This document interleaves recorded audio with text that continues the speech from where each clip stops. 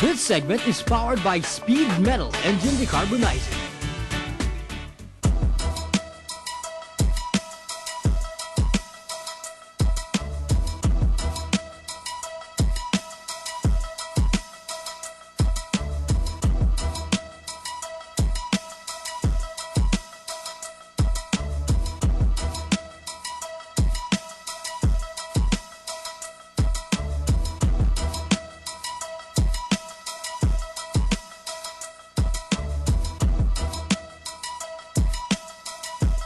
The continuing Hot Cars Motor Show Series was recently held once again at the LTO compound of Las Piñas City.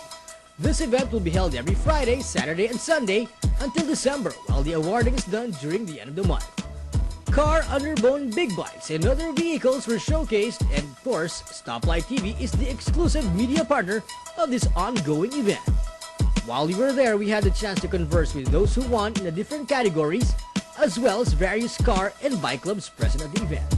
I'm Archie Magat of Las Piñas. Nanalo po ako sa category ng Best in Underbone, under Hot Cars at Motorbikes category.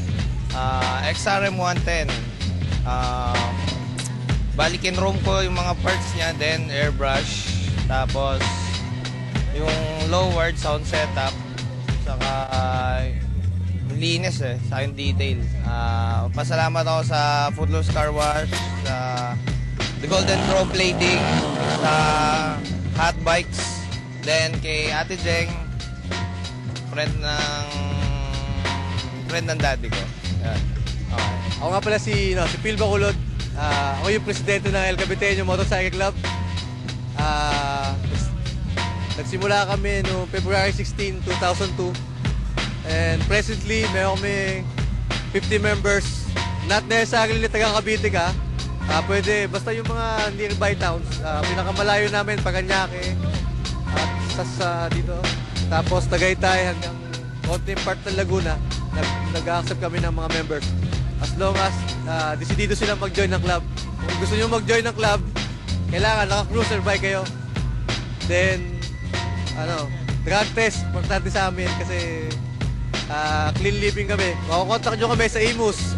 Meron kaming hangout doon sa Petron gas station sa tapat ng Pure Gold. Yan. Punta lang kayo doon every Saturday ng gabi. Yan. Ito yung number. Pwede nyo kontakin sa 0926-502-9528. Yan. Hi, I'm Brian P. Consulta. Nanalo ako sa People's Choice Award, Hot Cars category dito sa Las Piñas. Ito yung car ko. Siya, Nissan Patrol 91 model, classic. Color orange na yellow gold. Meron siyang mga glitters, naka-wire wheels, tapos sound setup, kickers na 15-inch. Yan, tapos yung mga interior, kami rin ang gumawa. So, doon mismo sa sarili kong shop to ginawa, contour paintwork.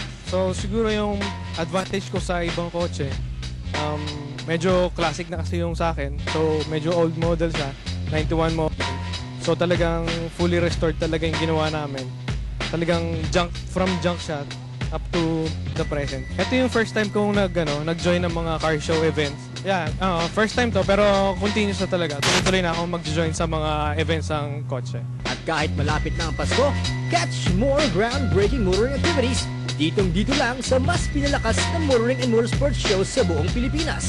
Ito ang tunay na kabarkada mo. You're racing with Stoplight TV. This segment is powered by Speed Metal Engine Decarbonizer.